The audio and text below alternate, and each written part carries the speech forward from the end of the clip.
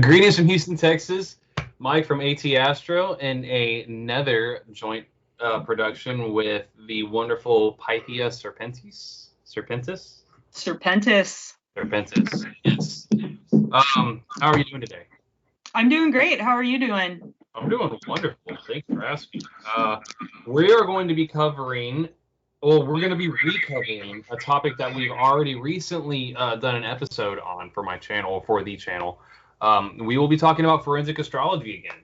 And just meeting you, like just to boost up your ego a little bit, just meeting you has been like opening Pandora's box for me in terms of, the potentials of astrology in the context of criminal investigations.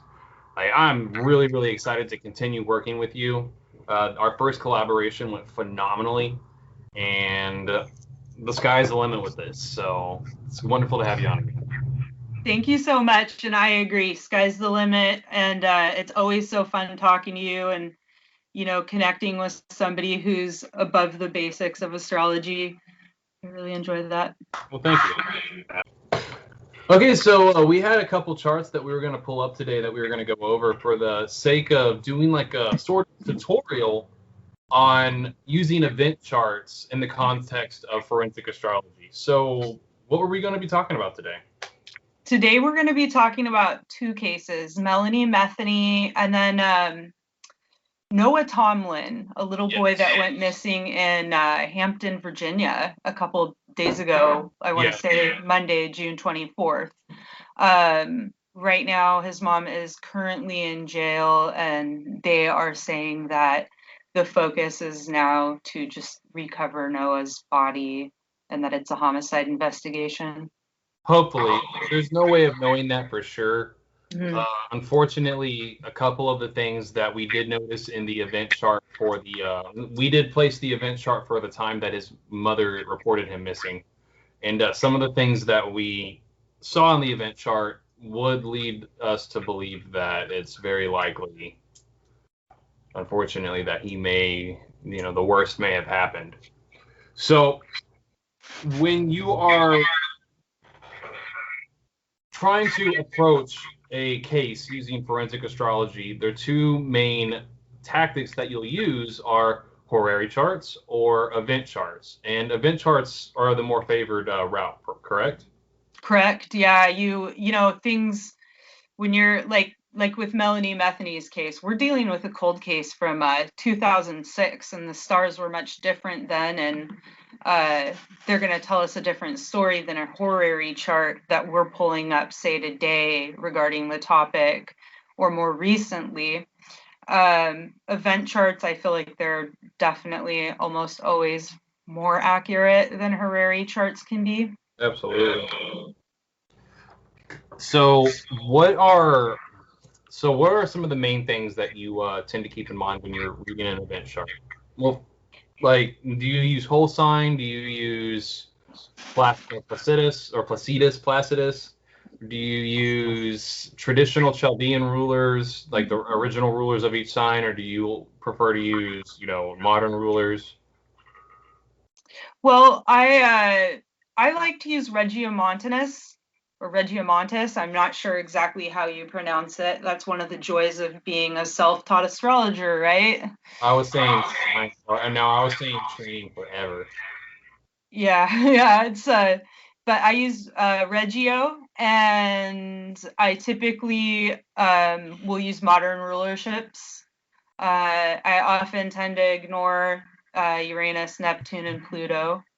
Yeah. But I do include the nodes and the path of fortune, and the 7 outer planets, the Sun through Saturn. I also noticed that I've noticed something about you. You employ Hellenistic methods very heavily in your charts and how you interpret charts, but you go a little bit against the grain and you add a lot of asteroids. Are there particular asteroids that you like using that you feel like would be mentioned or should be mentioned that are used heavily in forensic astrology? I like to use the 3 fates quite often, Clotho, Lachesis, and Atropos. The beginning, the middle, and the end is what they represent. And so Atropos is the cord cutter of life, and she's the one who decides when the cord gets cut from life, right? And when we go. So if you see Atropos with like a significator, you might be in trouble, it might not be a good thing. Yeah. So a little bit about this Melanie Metheny case. What do you know about this? Melanie went missing in July of 2006. Off the top of my head, I don't remember the exact date. I want to say it was like the 19th. Was it the 19th? Yes, it was the 19th of July. Actually, the anniversary of her disappearance is coming up very closely. Oh, yeah. Yeah. And I believe you did see something. Yeah, the eclipse. Oh, right. Yes, we have an eclipse coming up, and it's going to aspect Mercury, if I recall, in the chart, Yes. the event chart. And I remember, and we'll take a look at the actual event chart briefly, but was really telling, or what kind of just clicked just now is Mercury was conjunct the Sun, and the Sun was the chart ruler. That was the main significator for the individual in question. And Mercury was ruling the 11th house, so it was a friend. So the solar eclipse hitting Mercury could potentially bring something to light in relation to the friend, the individual, the friend in question, who may have very well been the perpetrator. Correct. Yeah. I mean, it was somebody who I believe at least helped set her up for what happened. Yes. Or like somehow talked her into it. And, Mercury rules information. So if some new information came out, that would be great. And it's very possible. Yeah, I would honestly hope so for the sake of her family. For sure. She has 3 kids. Yes. So a little bit about the case, just from what I gathered, is she was currently in school at the time, correct? I don't remember if she was in school. I think she was trying to start school, and she was supposed to go to the college that day and do some stuff. But she may have been a student and just had to have run into the financial aid office, which is always a blast. So she was obviously trying to do something to get her life together. She was obviously trying to do something to put her life in a positive direction. And she dropped her kids off at daycare. Yep, at 8 a.m. 8 a.m., that was the last time she was ever seen. And they found her car, correct? Yes. A few days later, they found her car. It was parked, locked, wiped clean of fingerprints. And I do believe her purse and cell phone were gone. Oh, wow. But I could be wrong about that. I have the memory of a goldfish. I mean, just there was nothing else in the car. There was no damning evidence whatsoever of any type of blunt force or any type of physical trauma. No evidence whatsoever. No. Wow. No, not from what I've found out about everything and what I've gathered. But sometimes actually, a lot of people are like, oh, never go into a blind reading, always know the case. But I find like that's often really confusing, and it can confuse the outcome of the reading if you know a whole lot about it. Like, obviously, you have to find out some things about it because you've got to find an accurate time. Exactly. And occasionally there's assumptions made about the case that can put a picture in your mind of the events that happened before you actually read the chart. And you can find yourself at a subconscious level trying to basically validate what you've already, put together in your mind. And that can set you in the wrong direction. Yes, totally. Reading these charts is a very by the book thing, and I actually try not to put my own personal opinions into my readings at all. I will look up passages from other astrologers, like especially William Lilly, who, was an astrologer in the 17th century. He's like the granddaddy of Harari. And I will put things together that way, and then kind of leave it up to my readers who read my blog to decide for themselves what they think it means. Yes. I got some of your notes on the Melanie Metheny case, and well, for one, I was very, very impressed. Thank But you. you know what? Let's actually just go into the chart. Let's check it out, actually, and then you can Good. kind of review a little bit of what's in your notes. So I will be sharing my screen, and we are going to the event chart, Melanie. I'll add a couple extra asteroids to make sure everything's... I'm not turning on all the aspects, though, but we'll be, if you know charts well enough, you'll be able to kind of really get a view of what's going on. Okay, so what is the first thing that you notice? Well, when I look at a chart like this, the first thing that I always do is I look at the ascendant in the first house. We want to get a feel for what's going on there with the victim, and the victim is ruled by the first house. She is a missing person unrelated to the astrologer. Therefore, she falls under the first house. In this chart, we have Saturn rising. It's conjunct the ascendant. That's never a good sign. And typically, when you see Saturn in the first house, you're looking for a body. It also has Mars in the first house, though, and It's very you can't ignore that. That's very concerning, yeah. Yeah, because So, Mars, from a traditional standpoint, and in event charts, especially when you're dealing with this type of case, the original meanings, the very black and white, rather harsh interpretation of certain planets are very, very much in play. Saturn is related to incisions. I mean, not Saturn. I mean, Mars. Mars is related to violence. It's related to, stabbing. It's related to any type of bodily harm, and it's in the first house of the ascendant. Now, you'll see event charts related to murders where you don't find Mars in that place, but just the fact that Mars is that strongly placed, it's in a fire sign, it's in the first house, it just shows that this in particular was a very potentially violent encounter from my perspective. yeah, and Mars in a fire sign, and the planet itself rules fires. So it's like, are we looking for burned remains? Saturn, with Saturn, we could be looking for a burial, but you really got to think about what that could mean and what it implies. Yes. Now, you were talking to me the other night about the sun being peregrine.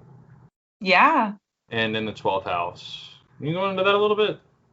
Oh, for sure. So when a planet has no essential dignity, it's peregrine, right? Which William Lilly kind of refers to really vaguely. He vaguely says wandering shiftlessly. It's not a good sign to have the ruler of the chart be peregrine. It could imply that the victim is lost or in a foreign place that she feels uncomfortable in, or it could mean she's wandering about aimlessly. In the case of the 12th house, with our significator and chart ruler being in the 12th house, that's a really common sign in abduction charts. The 12th house rules kidnapping and abduction. It rules imprisonment and it rules bondage. So I do think she was probably taken and abducted. Yeah. And then you see that Mercury's conjunct the sun, and Mercury's combust. It's retrograde. It's in Cancer, and it's the ruler of the 11th house and the second house. Correct. So that to me speaks of the possibility of a friend being involved. I think you said it best, the retrograde and the fact that it's not necessarily in the most comfortable position in Cancer. Whoever potentially was responsible for it was not only probably part of her social circle, but was probably not all that intelligent. No, it does say that actually that this would not be a very intelligent person. And let's see here. What do my notes say? It would be somebody younger, likely, prone to deception and cruel. They could have a learning disability or considered not very intelligent. And it's possible around the time Melanie went missing, she was meeting up with this person and doing something that nobody knew about. Because the sun is peregrine. Yeah, the sun's peregrine in the 12th house, and there's a lot of 12th house stuff going on, whether you switch it over to whole sign or Placidus. I do believe that Mercury being the ruler of the second house as well is highly significant. Absolutely. It's very likely that this may have been financially motivated. Yeah, I think so. And it definitely involved finances. Yes. And the ruler, this is what troubles me a little bit. The ruler of the descendant is conjunct the ascendant. And then we also have Neptune conjunct the descendant as well. Right. And, often when Neptune is involved like this, now Neptune is on the cusp of the house of open enemies, people who are Melanie's opponents. And so when we see Neptune here, it's very, very possible that we're dealing with a situation or person who uses drugs, has drugs, might have been high at the time of the crime or trying to get high. Or may have a purveyor of drugs. Yeah, exactly. And, Neptune rules deceit too. So this person, if they were approached by law enforcement or the family, we would probably find this person to be like a bold-faced liar. Absolutely. And Neptune also rules betrayal. So well, with this, with the full moon coming conjunct the Mercury in this event chart, and the Mercury being the significator of the probable perpetrator, I really do feel like the lies that this person has been hiding and sweeping under the rug for the past 12 years, or will hopefully 12 or 13 years, will hopefully come to light. So I hope so. I noticed too as well. You brought this up. The ruler of the 8th house, which rules death, is conjunct the 4th house cusp, and the 4th house, and it has many meanings, but it also is related to endings. That's true, and graves.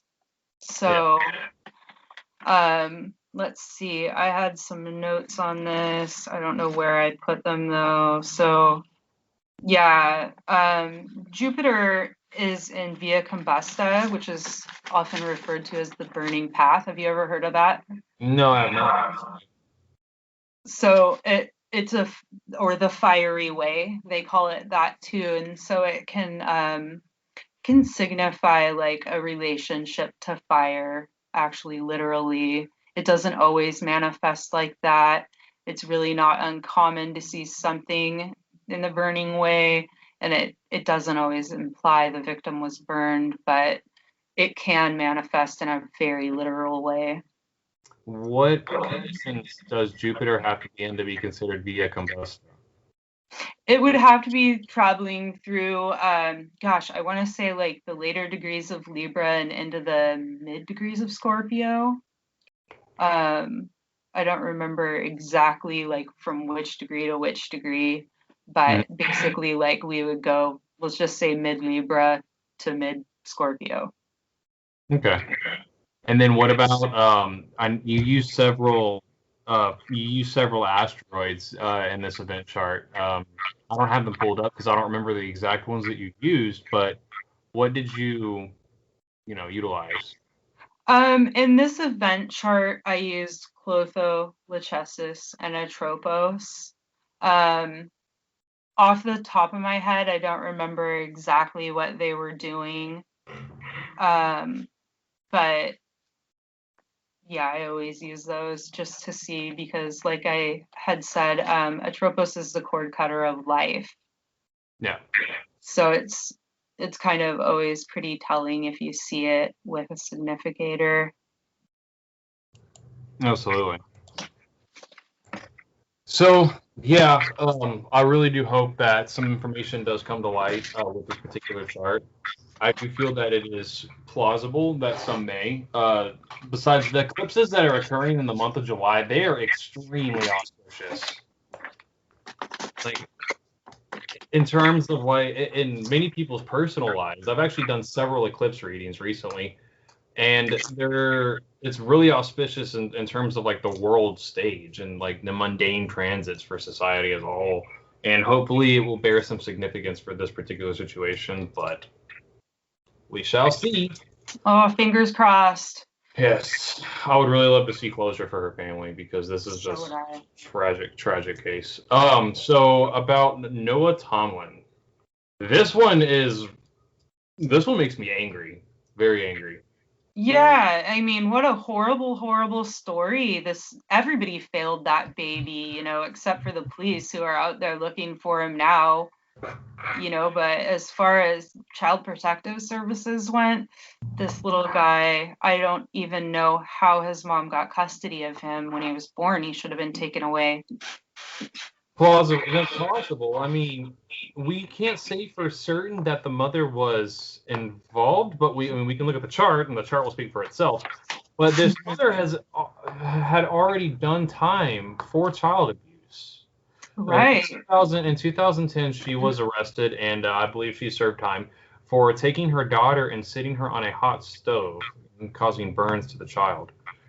So it's just, and I do find it a little strange that she didn't report the child missing until 11:30 a.m. That's rather late in the afternoon. I mean, a 2-year-old child. You'd think. I mean, I don't know. You can look at it several different ways. I mean, maybe she spent a lot of time looking for the child before she actually called. From what I've read in media reports, she searched for 1 hour and then called.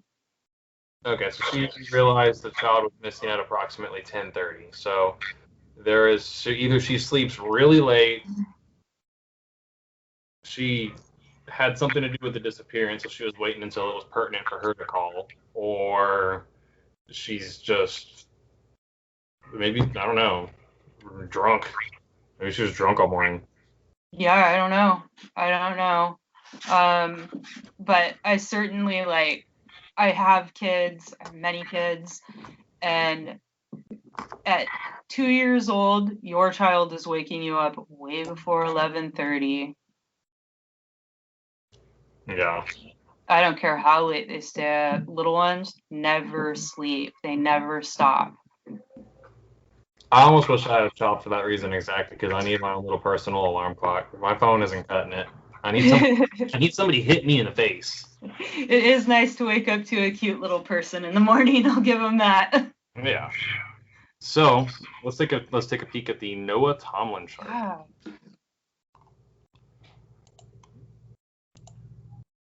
All right. So there's a couple things that I noticed right off the bat with this one, but I want to see what you think. Let me pull it up real quick on my phone here. Noah Tomlin. Okay. So Now, one of the things that immediately stood out for me, anybody who follows my blog or talks to me about doing forensic astrology knows I'm pretty Chiron obsessed a lot of the time. Like I've noticed he's often heavily involved in situations like this. And I noticed he had Sun square Chiron, which would represent men usually, like male authority figures like the father or a father figure. yeah. But I do suppose it could represent authority figures in general, let's say. Another thing I always check for when I'm going over these is the fixed stars. They'll often give really good locational descriptions of the things that could have transpired at the time. And yeah, and I noticed he had a few fixed stars in his chart. Let's see here. So he's got the moon with Markab, I think that's the way you say it. I'm no expert though. So that's at 24 Pisces. Let me just look that up in my little fixed star guide here. It's not a good star. It's typically referred to as the star of sorrow. Yeah. And it represents emotional scars, which is interesting because the moon does represent our emotions. And it represents tragedies to loved one and legal problems and being accident prone. Yes. Well, first off, I just want to put something out real fast. You notice that if you switch over to whole sign, the chart ruler, the person, it's actually in the 12th house, just like the previous person, just like Melanie. And another thing that I noticed right off the bat is, and yeah, I think I brought this up again earlier, almost every single major malefic aspect is separating. And that's a big deal when you're looking at event charts. Event charts, you pay more attention to the applying aspects as opposed to the separating aspects, because the applying aspects are what's about to happen, and the separating aspects are what have just happened or what have already come to pass. And the fact that all of these aspects are separating, like every single one, Venus to the moon, Neptune to the moon, or the moon to Neptune, Mars to Mercury. By the way, Mars conjunct the chart ruler is also not hopeful. No, it is not. And it's the ruler. Especially, yeah. The 8th house, and it's separating. So most of the big action-packed events had occurred before the phone call was made, which leads me to believe that the child was already possibly deceased before she even made the phone call. Yeah, I would have to agree. I definitely would have to agree. Let's see here. 1, 2, 3, 4. So what's interesting about this is that the 10th house is ruled by Mercury as well, and that would represent the mother, which I haven't looked too deeply into this chart, but there's Neptune conjunct the moon in the 7th house, so I would definitely look deeper into that to get a feel for mom and what she might be like, because the moon does represent the mother, and with the moon separating from a conjunction to Neptune, it also gives an overview of the events. So that could represent poisoning, maybe baby got his hands on some drugs that mom left out. It could have implied that mom was under the influence of alcohol or drugs. And yeah, I don't like to make assumptions based on this case, but with some of the things that I'm seeing, the moon Neptune aspect, it's all tying up to the chart ruler Mercury conjunct Mars is the ruler of the 8th house. The mother is also ruled by Mercury. I think that it was potentially I think it may have been an accidental death, and the mother was attempting to escape charges of neglect and about the implications of what may have happened, and so she tried to cover up the incident by claiming it as a missing child. I hope. I hope so too. It breaks my heart, and I would hate to think anyone would do anything to intentionally harm the baby, you know? Yeah. So what I know that you can use these event charts to pinpoint locations. Correct, yeah. Yeah, in Melanie's case, I did something that Lily suggests doing, William Lilly, and he claims that distance can be judged by taking the Lord of the Hour, and it's Saturn in Melanie's chart, and the ruler of the first house, and then you count the degrees between the two. So if that method is valid and reliable, which honestly, I'm really skeptical about distance. I've had it be right a couple times, but it's not something that happens a whole lot, and it's not that reliable in my opinion. But Melanie, it says, would be 15 to 16 miles away from where she was last seen. Okay. Wow. In Well, this little guy's case, we would use, gosh, I can't remember what was Lord of the Hour. Let me look. I have it in my phone. So the Lord of the Hour here is Venus. So we would count from Venus to Mercury, and the number of degrees would be the number of miles, according to William Lilly. 30, 40. We're looking at 52 miles, roughly. 52? Roughly.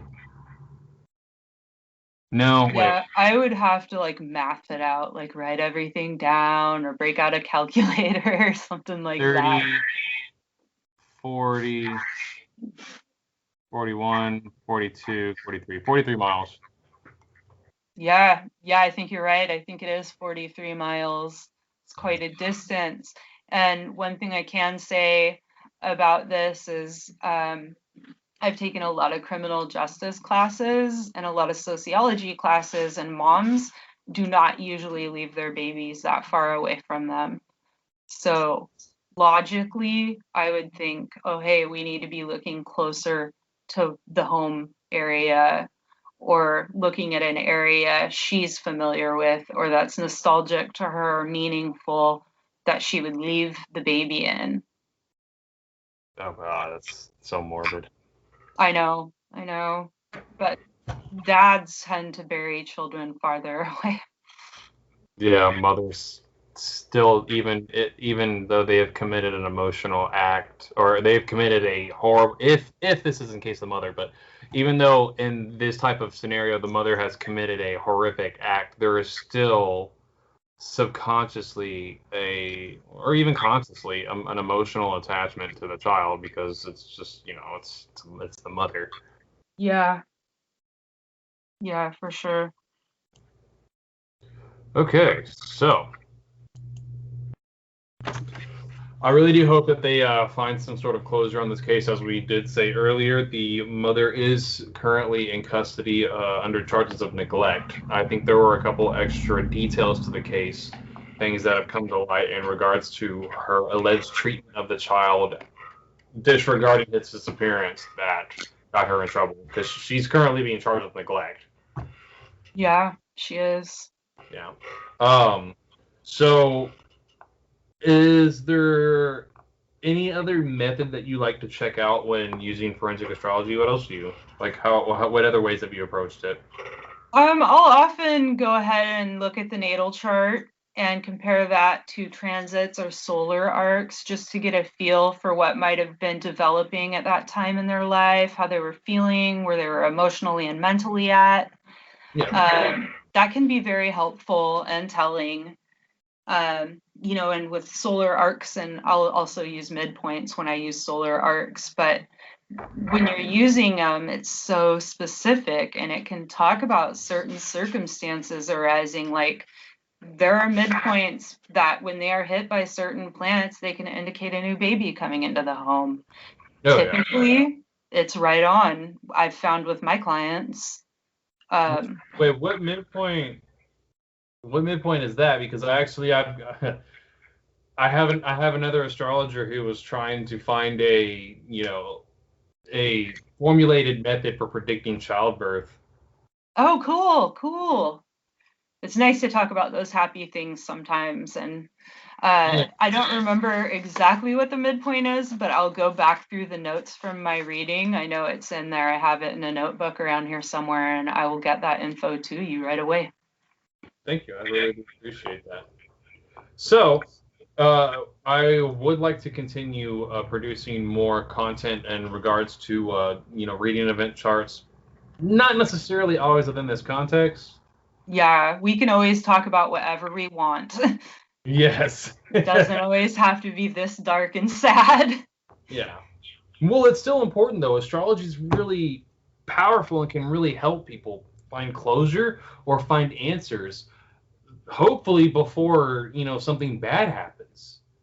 You can Yes. you can pull up an event chart really, really quickly, and if used correctly, you could potentially save somebody's life. Yeah. I mean, Or you can find your car keys if you lost them. Yes, you could. You could try anyway. Yes. But keys, man, I always lose my keys. So it was a pleasure having you on again. Thank you. Pythia does offer consultations. I will be posting her contact information down at the bottom, as well as my own contact information, because I always offer consultations as well. And to a bright future of continued collaborations with you. Yes, I can't wait. Done. All right. Have a good one, Dennis. You too. Until next time, guys.